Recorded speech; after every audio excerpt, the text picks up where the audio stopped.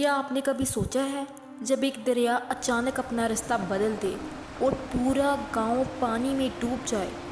یہ کوئی کہانی نہیں، یہ حقیقت ہے۔ یہی پاکستان کے لوگوں کے ساتھ آج ہو رہا ہے۔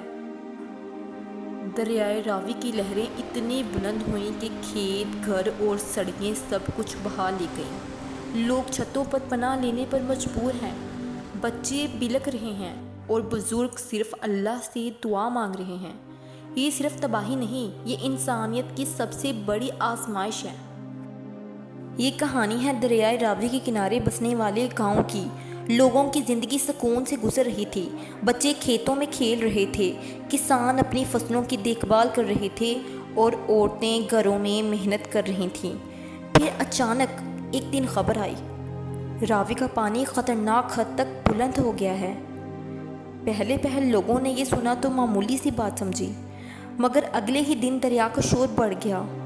پانی کا بہاؤ اتنا تیز تھا کہ جیسے پہاڑ ٹوٹ کر نیچے آ رہے ہوں۔ دریا نے اپنی سرحدیں توڑ دیں، گاؤں کے کھیت سب سے پہلے ڈوب گئے۔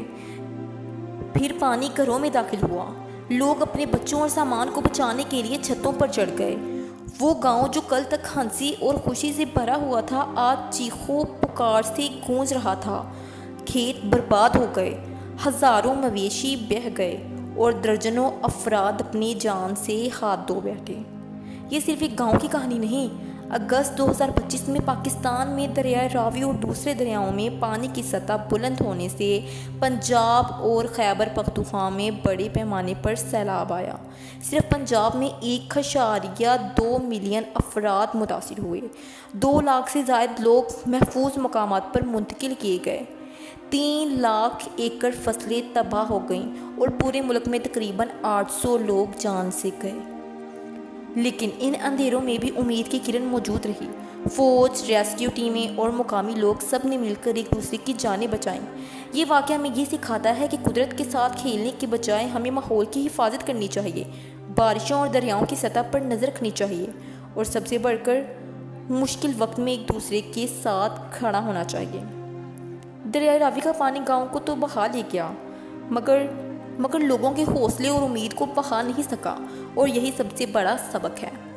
قدرت طاقتور ہے، مگر انسان اگر متحد ہو تو کبھی ہار نہیں مانتا۔